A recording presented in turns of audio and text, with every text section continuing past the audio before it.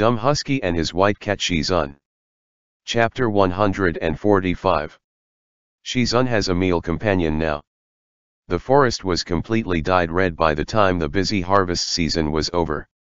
The villagers of Yuliang village prepared several large and small bags filled with dried meat, rice cakes, spices and coarse cloth.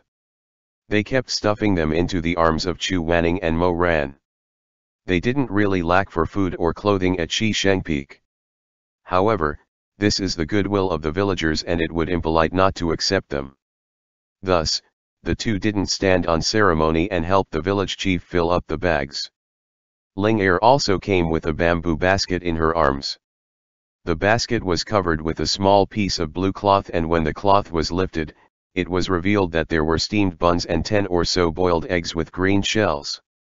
She walked over to Mo Ran's horse, her clear eyes darting around. She wanted to look at him directly, but whenever she thought of her bold confession when she was half drunk and half lucid, she got very embarrassed. After dawdling for a while, she finally walked over and raised the basket over her head. She said to the handsome man who was already on the horse, "Cultivation Master Mo, these were all cooked by me this morning. Take them with you and eat them with Cultivation Master Chu while on the road." Mo Ran wasn't so sure if she had hidden motives for doing this, and therefore he hesitated whether to accept or refuse this offering. Ling Er understood his concerns, and so, she raised her head. Her cheeks were flaming red, but there was stubbornness and hurt in her eyes. Although she used everything she had in order to entice the cultivation master, she wasn't a woman without dignity who would continue to press the issue even after being so thoroughly rejected. Then she said, "Cultivation master, please do not worry. Ling Er doesn't have any other intentions. I just want to thank the cultivation masters for taking care of Yuliang village this past month." Only then did Mo Ran accept the bamboo basket. He sat on the horse and looked at her with lowered eyelashes. He said sincerely, "Many thanks, miss. The cultivation master is too polite." Mo Ran saw that she was able to let go and felt a little touched. He asked, "Miss, what do you plan to do from now on?"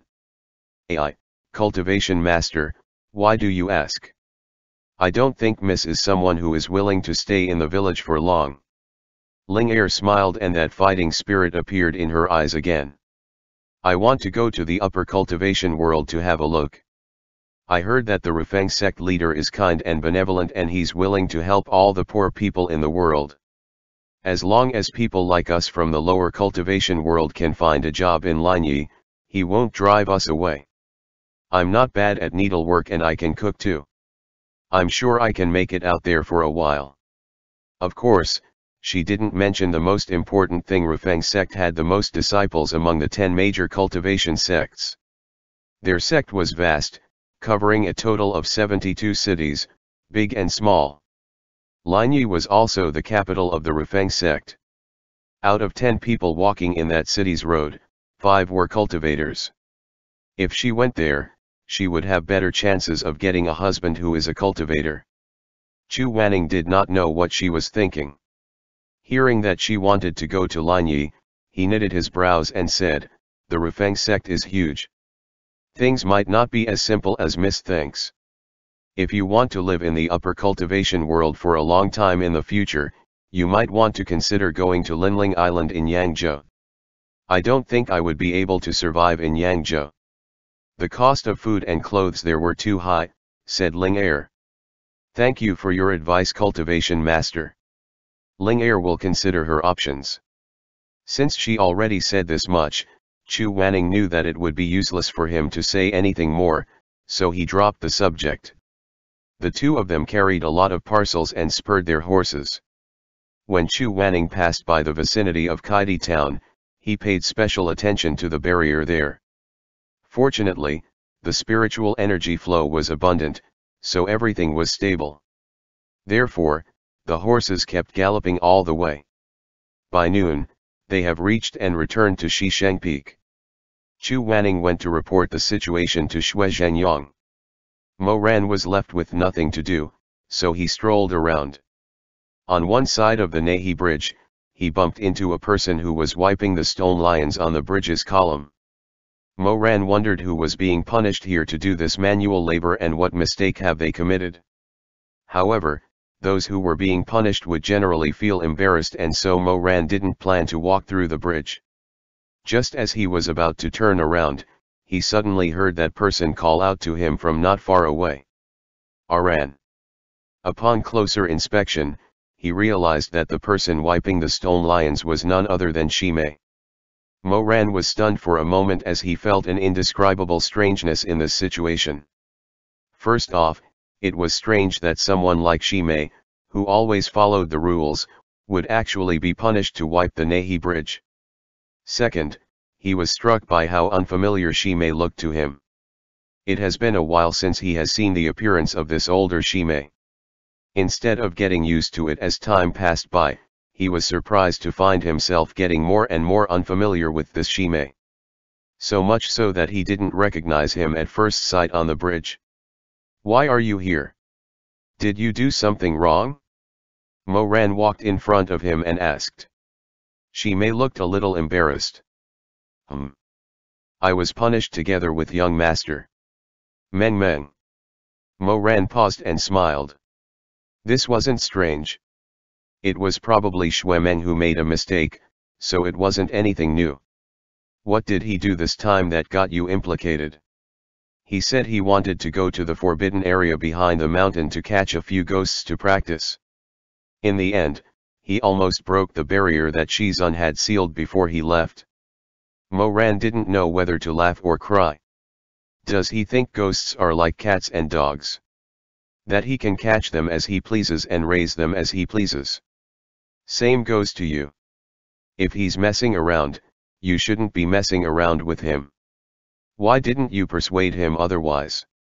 Shimei sighed, his face full of helplessness. "Of course I tried to persuade him, but it was useless. I was afraid that something would happen to him, so I could only go in with him." "Forget it, let's not talk about it anymore since the trouble has been averted. Let's talk about you, Aran. I heard that you and Shizun went to Yuliang village to do some farm work. Is it true? And how was it? Did everything go well?" "Yes, everything went well." The two chatted nonchalantly for a while longer. After bidding farewell to Shimei, Mo Ran silently walked along a small tree-lined path by himself. When he thought about things and looked back, he analyzed his feelings for Shimei more and more clearly. He came into a conclusion that it was a kind of obsession, a kind of habit, and not a love that he thought it was. He had once thought that Shimei's appearance was the best, that he was the most beautiful, very pleasing, and make him feel comfortable. He thought he would find him the most desirable, but actually, it wasn't. People always appreciated beautiful things. He admired Shimei's appearance, but when he looked at it carefully, this admiration didn't arouse any sense of sensual reaction.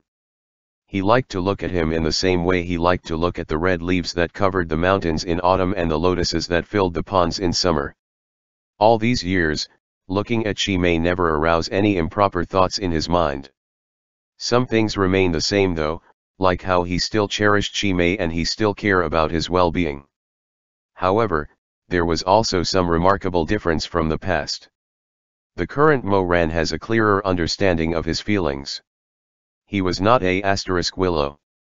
His love was passionate and hot, a full physical intimacy would certainly come with it. He was a wolfhound. While he could sniff the roses, his teeth were ferocious. If he really wanted to eat, of course he wouldn't eat flowers, but flesh and blood. Note: willow can bend and mold accordingly and thus represents adaptability. During dinner, Xue Meng finally finished editing all the books in the second scripture area of the library. He was so tired that he sighed as he settled at Menpo Hall, complaining incessantly. Even his favorite spicy chicken dish failed to make him happy. He was playing with his chopsticks in boredom when he suddenly saw Chu Wanning entered the dining hall. Only then did his spirits were finally lifted. He straightened up and shouted, "Shizun." Chu Wanning glanced at him and nodded. Mo Ran sat beside Xue Meng. He, Shuemeng, and Shi Mei usually ate together. But today, when Chu Wanning walked in, Mo Ran moved all the plates on the table away, leaving a large empty space. "What are you doing?" Mo Ran smiled at Shuemeng but didn't say anything. He stood up and beckoned to Chu Wanning. "Shizun, come sit here." Shuemeng. Shi Mei. Respect was one thing, but having a meal together was another thing. Most of the people who could sit at the same table and chew on bones often didn't have a stiff relationship with each other. At the very least, they had to get used to each other's smacking of lips and chewing. They had to be able to endure each other's unsightly look while eating and the occasional loss of composure.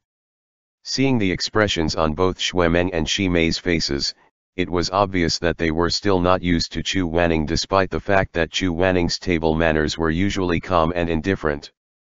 Clearly, they would rather not share a meal with him.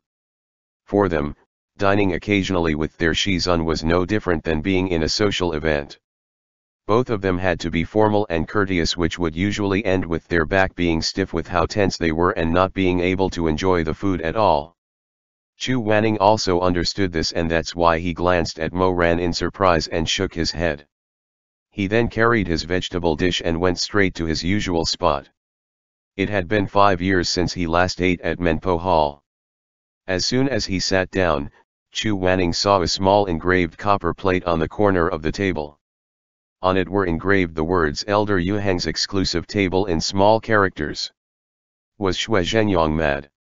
After slamming the wooden tray on the table, Chu Wanning sat down gloomily. Before he could even eat 2 bites, a person suddenly pulled up the wooden chair in front of his and sat down at Elder Yu Heng's exclusive table. The tray he brought was placed right in front of his plate, very close to each other that they were almost touching. Chu Wanning looked up and asked, "Why are you here?" "It's too crowded over there," Mo Ran said, smiling as he picked up his bowl of rice. "So I came to eat with Shizun." Chu Wanning glanced at Shuemeng and the others and got a little confused. How was that table crowded? Not only him though, the other 2 people who were left behind by Mo Ran also had complicated expressions as they quietly looked on at Chu Wanning and Mo Ran's table. Shuemeng muttered, "Is that dog out of his mind?" Shi Mei. Mo Weiyu did not care too much, however. Only that he got a little uncomfortable seeing Chu Wanning was sitting and eating alone. He was already uneasy earlier when he noticed the dishes that he was picking up. Chu Wanning had always been picky and can be quite exaggerated with it comes to food and drink, saying things like this makes him queasy or that disgust him. Mo Ran felt that this attitude wasn't good as it could cause him health problems when he got older. In the past, he did not care much about what Chu Wanning ate, but it was different now. Not to mention liking him, he had to properly feed his Shizun out of respect for his teacher. But feeding Chu Wanning was an exceptional skill on its own. It was like feeding a cat where one couldn't force food on it. If Chu Wanning really didn't want to eat something, he couldn't make him. Thus, Mo Ran came up with an idea. He picked a piece of braised pork and put it in Chu Wanning's bowl. "Shizun, you should try this." As expected, Chu Wanning frowned and said, "I don't like streaky pork. Take it away." Mo Ran was prepared though. He smiled and said, "I heard that it's very sweet. It was cooked in Jiangnan style and flavor." Chu Wanning said, "Jiangnan cuisine is different from this. You haven't eaten it? How do you know it's different?" "You can tell from the looks of it." "But the cook said that it's a Jiangnan cuisine." Mo Ran cast out the net and was waiting for the cat to take the bait. He smiled and said, "The cook of Menpo Hall is quite experienced. How can he be wrong? Shizun must have been away from home for too long. He must have forgotten what the red braised pork of his hometown looks like." Chu Wanning said, "Nonsense. How could I possibly be wrong about this?" Mo Ran then ate a piece himself. He seemed to be savoring the dish seriously and declared sincerely, "I think that Shizun is wrong. This meat is very sweet. If you don't believe me, why don't you try a piece?" Chu Wanning didn't notice Mo Ran's ulterior motive at all. He was even a little indignant as he picked up the red braised pork in the bowl with his chopsticks and put it into his mouth. How is it? Mo Ran held back his laughter and looked at the big white cat that took the bait. Chu Wanning frowned seriously and said, "No, the star anise taste is too strong.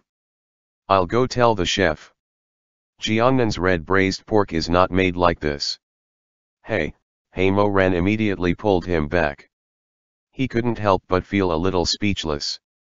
Who knew that this man would be so serious? If he really went to argue with the chef, wouldn't he be exposed? He hurriedly said, "Shizun, there's no hurry. The cook is probably busy right now." Since Shizun tasted it and found that it is indeed not cooked in Jiangnan style, then it's definitely isn't. I will tell the cook myself later. Let's finish our food, shall we? Chu Wanning thought about it and agreed. He sat down again and continued to eat. Mo Ran then began to plan to coax him again. This time, he picked up a piece of fish. Chu Wanning's chopsticks paused. "Sage fish." "Yes. I'm not eating that. Take it away." "Why not?" "I don't like it." Mo Ran laughed. "Is it because it has too many bones?" "No. But every time Shizun eats fish, he always picks those without bones or those with big bones that are easy to pick. Could it be that Shizun doesn't know how to eat small bony fish?" Ha ha ha. Mo Ran knew Chu Wanning's personality a little too well and knew how to use it against him. So as expected, Chu Wanning fell for Mo Ran's trick again. He said a little angrily, "That's ridiculous." He then picked up the sage fish that Mo Ran gave him and ate it to show that he was not someone who did not know how to eat fish with many bones. Just like that, under Mo Ran's coaxing, Chu Wanning unknowingly ate more variety of dishes than usual.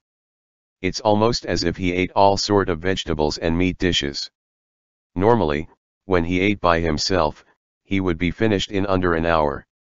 However, this meal has dragged on for more than an hour and yet, they were still far from being finished. By the time they cleaned up and left, Xuemeng and the rest had already left. There were only 2 or 3 disciples left in the Menpo hall by that time. Mo Ran accompanied Chu Wanning on the path back to the Red Lotus Pavilion. The sun was setting and dusk was everywhere. The evening wind blew. He put his arms behind his head and walked leisurely. Suddenly, he smiled and called out, "Shizun." "What?" "Nothing. I'm just calling you. I think you ate a little too much tonight." Mo Ran smiled even more gently. I do feel very full." "Shizun, in the future, can I always eat with you?" Although he knew that Mo Ran did not mean anything else by this, Chu Wanning's heart could not help but skip a few beats. Fortunately, his gaze remained calm. "Why? Did you have a fight with Xuemeng?" "No, not at all." Mo Ran waved his hand and smiled. "It's just that it's been too long since I ate with the 2 of them. After 5 years, it's a bit awkward to sit together again. If Shizun finds me a bother, then I'll find another seat tomorrow and eat by myself." Of course he could not say, "I feel sorry for you" whenever you have a meal by yourself alone. Nor could he say, "I want to feed you different types of food." These words did not need to be said because Mo Ran knew that it would not work. He could only coax him in a roundabout way. He had to say that he would be pitiful should he alone. He had to say that he needed someone to accompany him. Chu Wanning had always had a kind heart. He would not refuse. Mo Ran could practically see the wavering in his eyes. Just a little more push and he would be convinced. Thus, he continued, "But actually, I really don't want to eat by myself."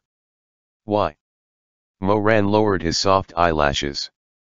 Half of the emotions in his smile were real, while the other half was made to coax Chu Wanning. "Shizun, don't you agree that someone who just casually eats something is just simply filling his stomach?" He paused for a moment. Under the red glow of the setting sun, he swept away the strands of hair that had been blown to his forehead by the wind. His dimples deepened as he gazed at the other again. If two people eat together, they would chat and discuss things. The food will taste better in the mouth and will warm the stomach. Only then could it be called dining. Shizun, can I still eat with you tomorrow? The little wolfhound's heart-warming words were really irresistible. Mo Ran's stubbornness could truly move people's hearts. He added, Shizun, I spent 5 years alone outside. Since you've woke up, I have been always eating with you. I'm not used to dining without you anymore.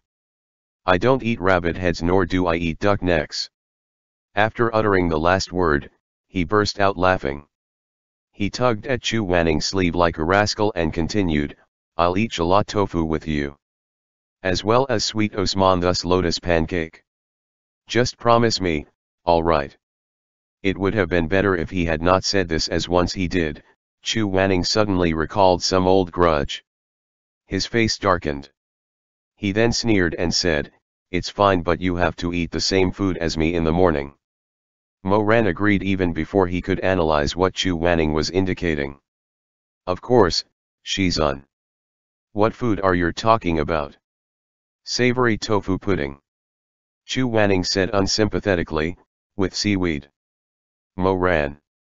It turned out that this was a grudge from when they ate hot pot together when he was still Xiaxine. Chu Wanning grounded his teeth as he continued, and dried shrimps. End chapter.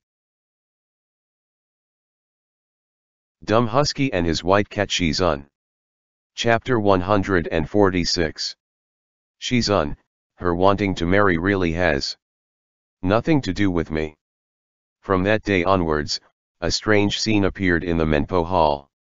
In the elder Yuhang's exclusive table where no one dared to sit without permission, an additional occupant called Mo Weiyu had started to be seen. The disciples passing by could always see Mo Ran and Chu Wanning eating together. The two of them sat facing each other and Mo Ran would always put some dishes into his Shizun's bowl. Hush! Look, Shikshan Mo is giving the elder another piece of beef sirloin. Wow, such a big piece, I bet Elder Yuhang won't eat it. Not far away, a group of disciples whispered as they placed their bets in low voices. I also bet that he won't eat it. Elder Yuhang doesn't seem to like eating beef that much. Then I bet that he'll eat it. After all, he also accepted those pigeon eggs from before. The group of people sneaked glances over and held their breath. They saw Chu Wanning frowning and poking the piece of beef with the tip of his chopsticks. His face was sullen as he said something to Mo Ran. They were a little further away, so they couldn't hear him clearly. However, since Mo Ran seemed to have said something, Chu Wanning's expression became even more surly. The disciples who bet that Chu Wanning wouldn't eat the beef meat immediately lit up with joy. They were so engrossed in watching that the ladles in their hands almost went up their nostrils. Look, look, look, the elder isn't eating it, he's not eating it. Don't poke me with your elbow, keep your voice down. If Elder Yuhang hears you guys betting on him, he'll skin you alive. Ha ha ha, I don't care, these 20 silver leaves are mine. As that disciple spoke, he wanted to reach for the silver leaves on the table to be used as chips, but before he could touch them, he heard the people beside him whisper nervously, wait, the outcome hasn't been decided yet. The elder is moving his chopsticks again. What? When that disciple looked over again, Chu Wanning had indeed picked up that piece of beef meat with his chopsticks. The group of gamblers stared anxiously, feeling that their hearts were being pinched by that pair of white jade chopsticks. It was neither moving up nor down, and it was very painful. He's going to eat it, he's going to eat it, he's going to eat it. 20 silver leaves, 20 silver leaves, 20 silver leaves? The disciple who bet that Chu Wanning would eat the beef meat kept muttering, nervously shaking his legs. Suddenly, his gaze froze and his entire body stiffened. Ah! Elder Yuhang actually threw the beef that he had already picked up back into Mo Ran's bowl without any explanation. Ha ha ha ha, a narrow victory, a narrow victory. I told you that the elder wouldn't eat it. Come, the leaves are mine. the disciple who had lost the bet sighed and suddenly became dispirited. He slammed his head on the table and stared blankly in the direction of Chu Wanning. "Elder, I was wrong. I shouldn't have bet on you. I lost so much that I don't even have the money to buy spirit stones this month." Just as he was feeling sorry for himself, he suddenly saw Moran's elbow move. His tall body leaned forward slightly and he said a few words to Chu Wanning. Then, the defeated disciple saw with his own eyes that their Shizun Mo picked up that piece of beef with some vegetables and handed it to Chu Wanning again. The disciple was stupefied. Shizun Mo was planning to directly feed the elder? Obviously, Chu Wanning was also not used to it. He rudely knocked Moran's chopsticks with his chopsticks and said 2 words with a serious expression. The shape of his mouth was too easy to understand. "Put it down." Moran smiled and put back the vegetables and beef. However, he didn't put them in his own bowl, but in his Shizun's. Chu Wanning seemed to have no choice but to sigh. Then, under the stolen glances of more than 10 people that he didn't notice, he silently ate the vegetables with the piece of meat in it. The gamblers at the other tables were all dumbfounded. The disciples who thought that they would definitely win were all flabbergasted. The silver leaves that was supposed to be in the bag had slipped out of their hands. On the other side, the disciple who was lying on the table immediately bounced up with full spirits. His eyes lit up and he enthusiastically said, "Ha ha ha, I turned defeat into victory. I turned defeat into victory. Shizun, Shidi, I'm sorry but these silver leaves still belong to me. Ha ha ha ha, I'm rich, I'm rich. Let's place bets again tomorrow, ha ha, let's do it again tomorrow." Meanwhile, the master and disciple were completely unaware of the excitement around them. Moran raised his chopsticks and slowly ate the rice in his bowl while watching Chu Wanning eat the beef brisket. It was a bit warm in the Menpo hall that day, so Moran's left sleeve was rolled up to his elbow, revealing a strong and slender arm. The muscles on his arm rippled under his honey-colored skin. He scooped a bowl of soup and deliberately added a few pieces of pork ribs in the bowl when Chu Wanning wasn't paying attention. The meat was at the bottom of the soup, so it wasn't easy to see. "Master, finish the soup. It will get cold otherwise. Is it clear soup?" Moran blinked his eyes and said, "I think so. I didn't pay attention when I was scooping it, so I forgot." Chu Wanning looked at the soup. There were some green vegetables floating on top of the soup. It looked very delicious, so he didn't refuse and took a spoonful. "Is it good?" "It's not bad." "Then don't waste it." Moran smiled and said, "Drink more." Chu Wanning glanced at him faintly. "You still dare to say that? Next time, don't order so many dishes when you eat. If you can't finish them then I would have to share the burden with you." "Haha, all right, then I'll order less next time." Seeing Chu Wanning nod, Moran picked up his own bowl of soup. The soup was a bit too hot, so he blew on it to cool it down. The dense steam dispersed, reflecting on his resolute face and making it look very gentle.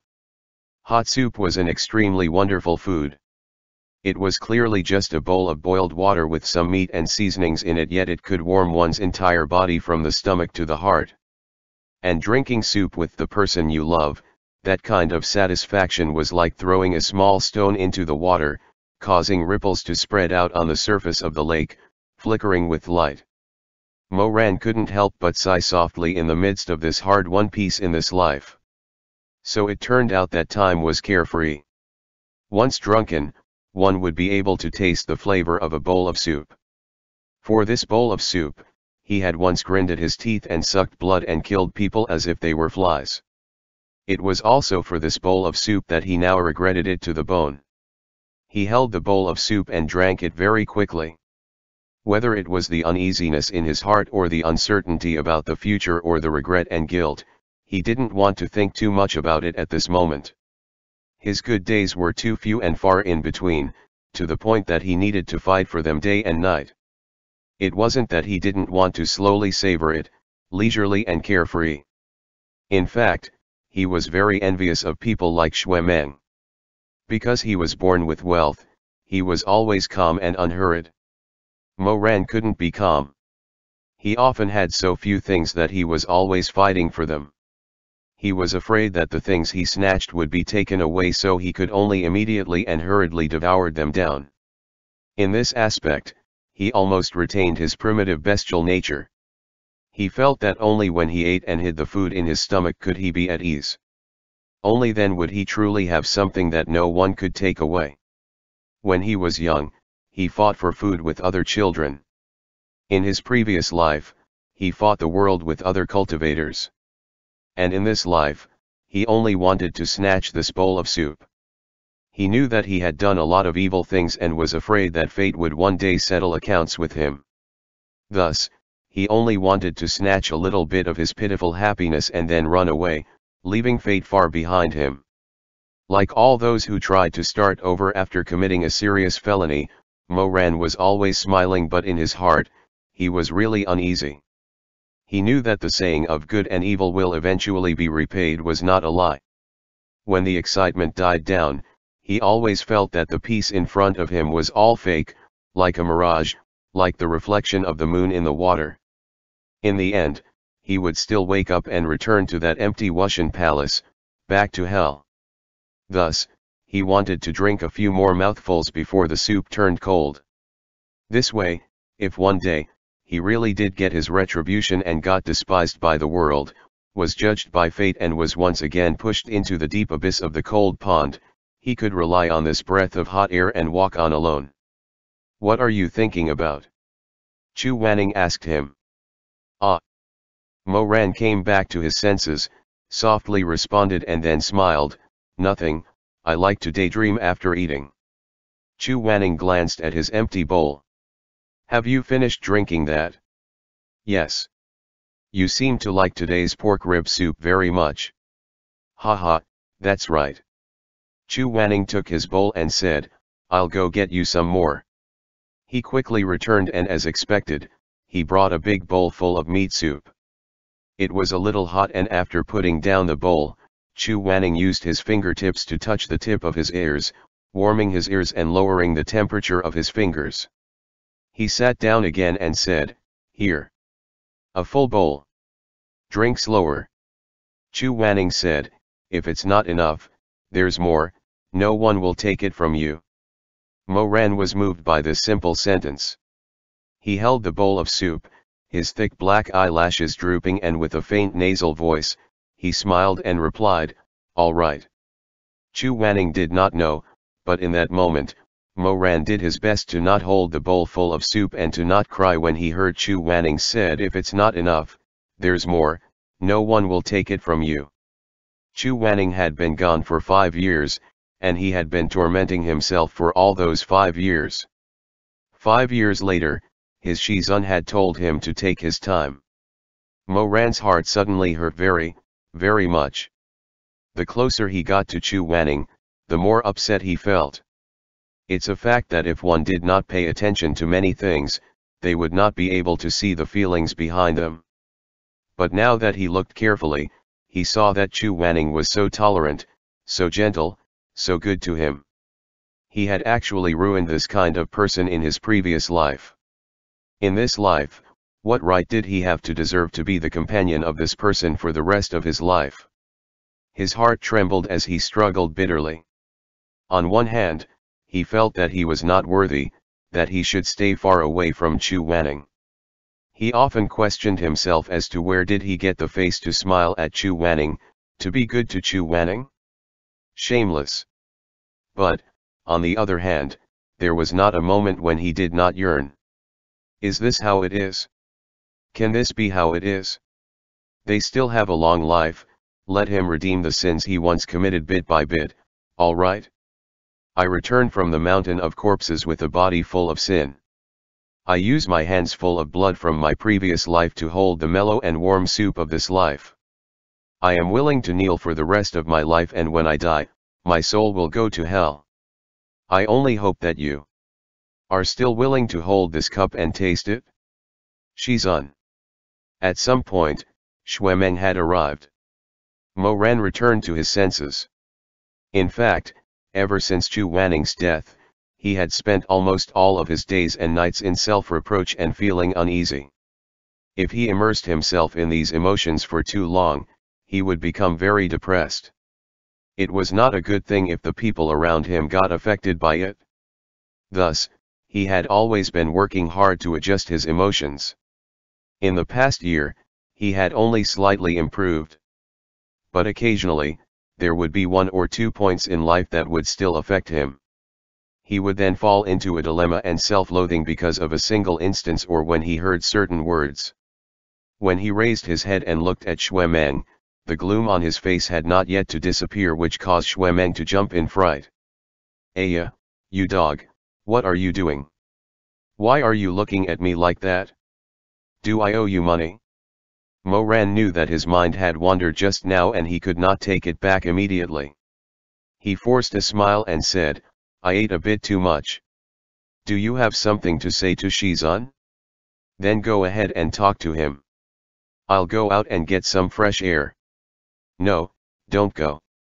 Sit back down. This matter is related to you." "Related to me? What matter?" Xue Meng's expression was somewhat subtle. "Don't be disappointed when I tell you."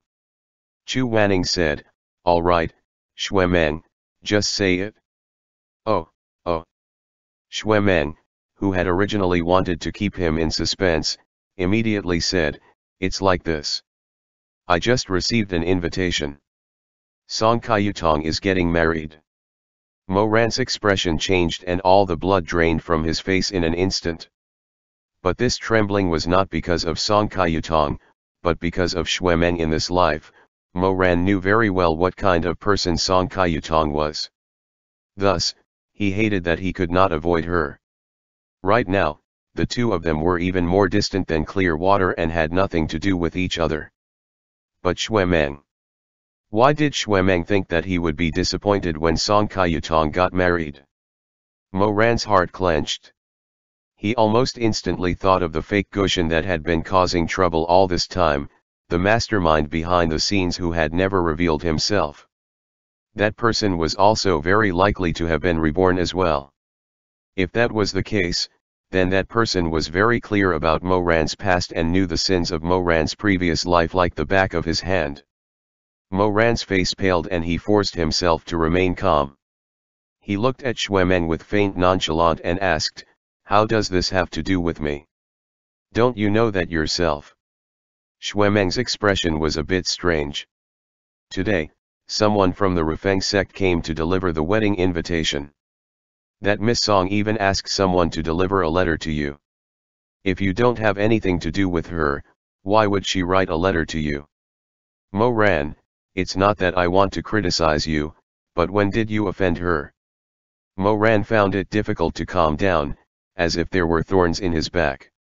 After a long while, he said, "She wrote it to me? Could it be that there's a mistake somewhere? It can't be wrong." As Xue Meng spoke, he took out an envelope from his robe and slapped it on the table in front of Mo Ran.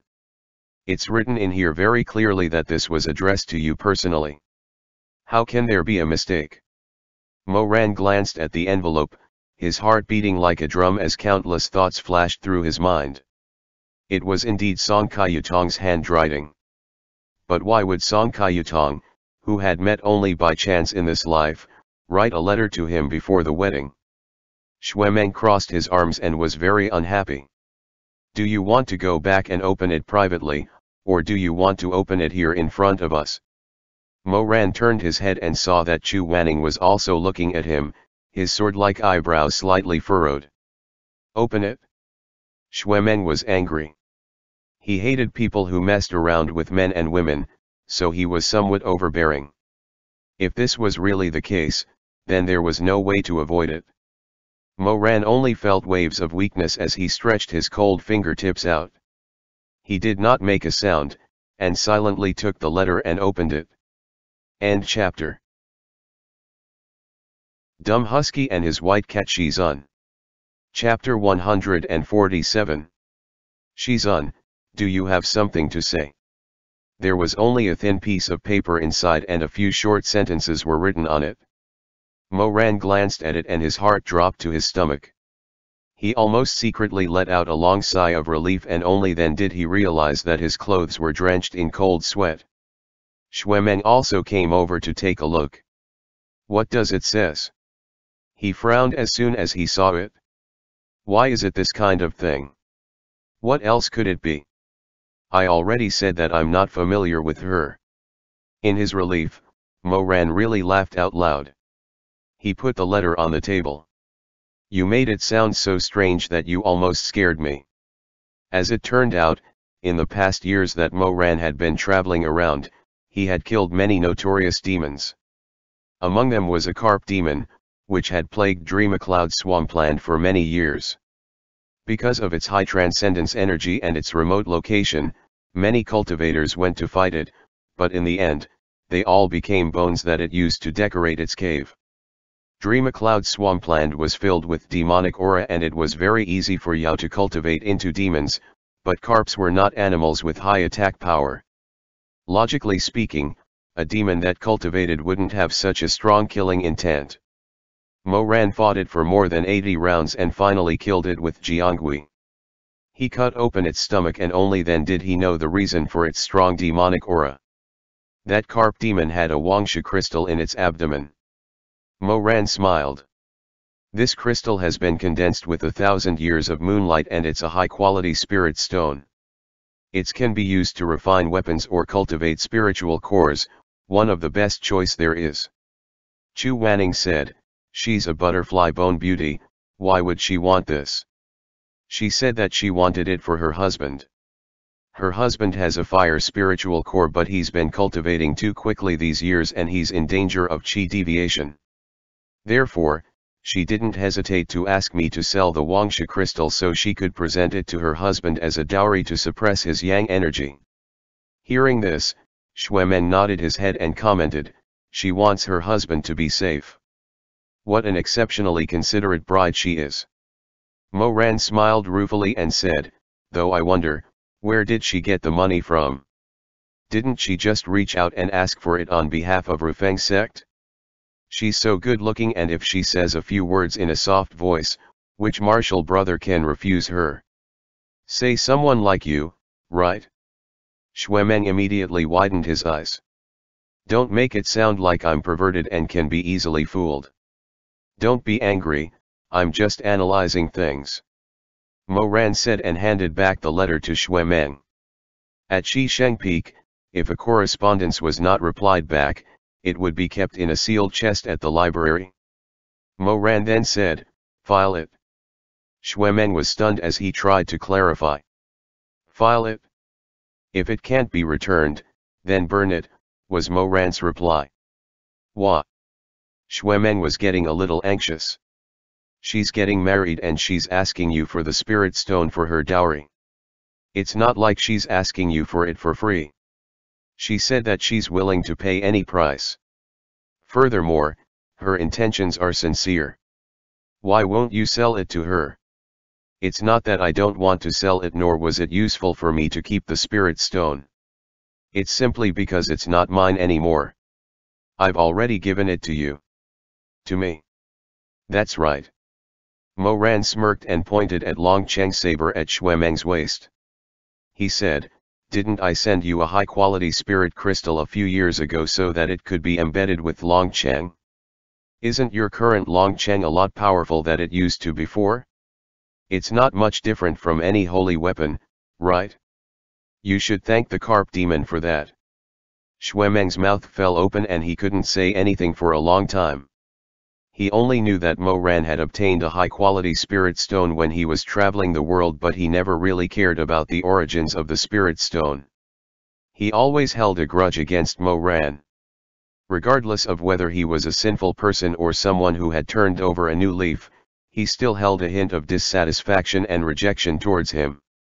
Therefore, when his father said that the spirit stone came from Mo Ran so he could improve Long Cheng, he felt aggrieved as much as he felt grateful for his consideration. He felt that his rival has done him a favor for no reason at all, so he didn't ask any further question about. He only asked his father to take Longcheng to Taxia Palace to refine the saber. Unexpectedly, it was the priceless Wangsha crystal that Mo Ran gave him. Xuemeng's feelings became even more complicated. He couldn't even find the words to describe exactly what he was going through at the moment. After a long time, he finally said dryly, "Thank you. You're most welcome." Mo Ran smiled and waved his hand. "It's just a fortunate coincidence." Xuemeng's expression became even worse. He said stubbornly, "I'm not thanking you. I'm thanking that carp spirit who died. It's the one I'm giving thanks to." "Ha ha ha ha ha, then don't eat carp meat in the future. You must show kindness to your benefactor." Humph. After joking around for a while, Mo Ran suddenly thought of something. His dimples deepened and he asked, "By the way, you've distracted me much that I forgot to ask. Who's Song Quitong going to marry? She is just a junior disciple, but she's actually managed to make the Rufeng sect send so many invitations. That's amazing. She can't be marrying into Baitan sect, right?" "What? No. Not Baitan sect? Of course, it can't be that lecherous manner master. Rufeng sect is already in good terms with them. They don't have to give Song Quitong to him." Mo Ran said with a sneer. "Then which sect is it? To be able to marry with Rufeng sect and make such a big fuss about it? It can't be Taxia Palace, right? What are you thinking?" Xuemeng glared at him. "Why does it have to be a marriage alliance?" Mo Ran was stunned. His smile froze as he asked, "Then who else could she be marrying with?" "Nangong Si, of course. Did you forget? The wild horse young master of Rufeng sect is of marriageable age. Song Kayutong is so beautiful. It's not a bad match if they are compatible." Before he could finish muttering, Mo Ran suddenly stood up and said in shock, "Nangong Si." Xuemeng was shocked. "What? She, how could she be marrying Nangong Si? How?" It was too shocking. Mo Ran was unable to calm down for a long time and could only muttered, "Nangong Si." It was no wonder he had such a reaction. It had to be known that at this time in his previous life, Nangong Si had already died of a serious illness. All these years, he had wholeheartedly dedicated all his time and effort in the conflicts and turmoil in the lower cultivation world that he didn't have the chance to pay any attention to the affairs of foremost sects and clans. Furthermore, he didn't have much interaction with the Rufeng sect, so naturally he knew less about them.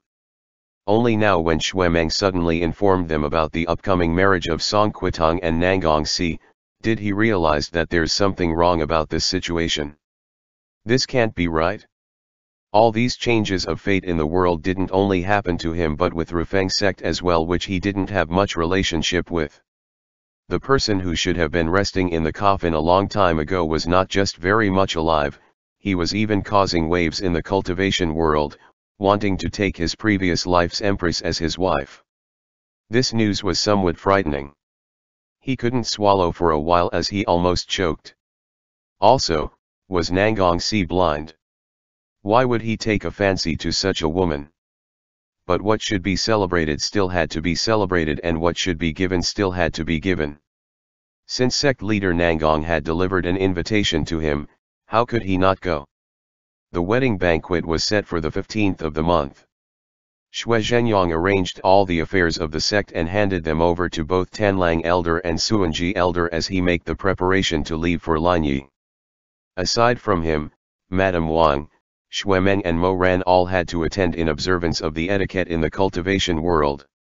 In addition, Nangong Si specifically invited Chu Wanning, saying that when he was young, he received Elder Yu Heng's guidance and asked him to be in attendance. Therefore, Chu Wanning also had to go. The Rufeng sect is the #1 sect nowadays. Their young master is getting married, so I'm afraid all the influential figures in the world will be in attendance at the celebration. Xue Zhenyang said, Shi Shengpeak usually doesn't care about trifles, but in this kind of situation, we still have to follow the rules. We don't want to make a fool of ourselves. Xuemeng asked, "What rules?" "I think I'm already following the rules." Xue Zhenyang tugged at his hair bun and said, "You're wearing the wrong headdress. You can't wear a golden headdress." "What's wrong with a golden headdress?"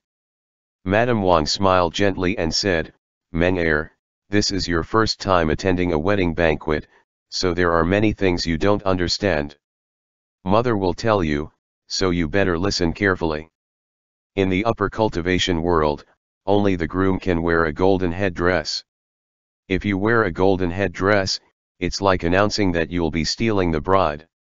You'll make a big joke of yourself." Xuemeng's face immediately flushed red. He stuttered, "Stealing the bride? No, no, no, I won't take the bride." Mo Ran teased him as he continued from where Madame Wang left off. "When the time comes, we'll catch you and Miss Song and lock you in a small room. Are you scared? You're the one who's going to be locked in a small room." Xuemeng was embarrassed and angry at the same time. "I'm taking it off." Xue Zhenyang said, "I see that you're not very clear about what attire should the guests at a wedding banquet are expected to wear. How about this, I'll have someone make one for each of you. You can wear it when the time comes." He paused and especially turned towards Chu Wanning and asked tentatively, "Yu Heng, is that okay?" Xue Zhenyang wasn't afraid of what the others would say. At most, he would just make fun of them. However, Chu Wanning was used to wearing white clothes. If he didn't remind him, it wasn't impossible for him to attend someone else's wedding banquet dressed in white. At that time, Nangong Lu might get so angry that he might vomit blood. If that happened, Shi Shengpeak and Rufeng sect might become at odds with each other. Chu Wanning said, "It's fine." The night before they left, the wedding banquet clothes that Xue Zhenyang ordered for everyone arrived. These clothes were especially made by a tailor in Linyi that he had specifically asked for this task. They were very well made, the stitches were dense, and the appearance was very beautiful. Even a fussy person like Xuemeng nodded in satisfaction after receiving the clothes. Mo Ran carried a stack of clean clothes and went up the southern summit of Shi Shengpeak. He entered the Red Lotus Pavilion and called out loudly, "Shizun, Uncle asked me to bring these clothes to you." He walked to the side of the lotus pond and saw Chu Wanning practicing with his sword. He remembered that Chu Wanning's second weapon was a sword, but that sword was full of murderous aura and had the power to destroy heaven and earth.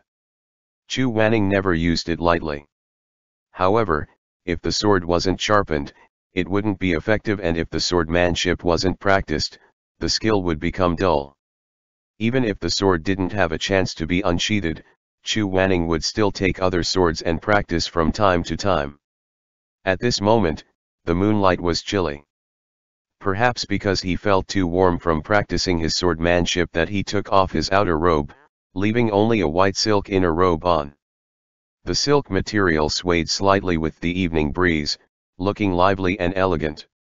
He didn't wear his usual high ponytail, but instead tied up his hair into a neat high bun, making his face look particularly spirited and thinner. The long sword hummed, the blade was as sharp as snow. His posture of swordsmanship was firm yet gentle, his feet were tight and restrained. When the frost was pulled up, it was as light as a lotus reflecting on water.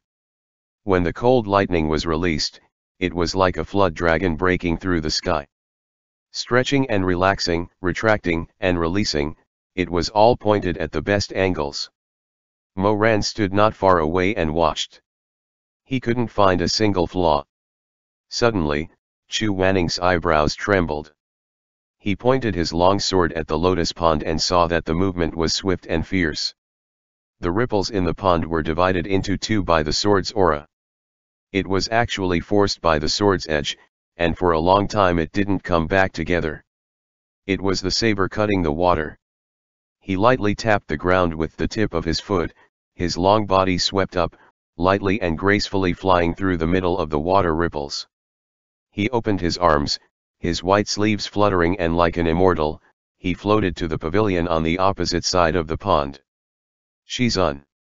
Mo Ran was afraid that he would run far away with another leap, So, he quickly chased after him to the pavilion and called out. The bright moon hung high in the sky, the night was slightly cold. The tall hatang tree beside the pavilion had white petals as gentle as snow floating about. Chu Wanning stepped on the sharp corner of the pavilion, the lapel of his robe was a little loose, letting in the jade-colored moonlight. He heard movement and lowered his head. His eyes were dark and bright. He was panting, his lips were red from the sword steps. It was rare for him to be so exerted, but he looked very gorgeous. "Why are you here?" The night wind blew the scattered strands of hair on his forehead. He narrowed his eyes. "I'm here to give you the clothes for the wedding banquet. Please try it on and see if it fits." Chu Wanning lightly hummed. He suddenly remembered that Mo Ran was now respected by the world as a grandmaster. After he woke up, he still hadn't sparred with him. He couldn't help but feel incited. In a flash, he floated down with his sword in hand. He shouted, "Try to see if you can catch my sword first." End chapter.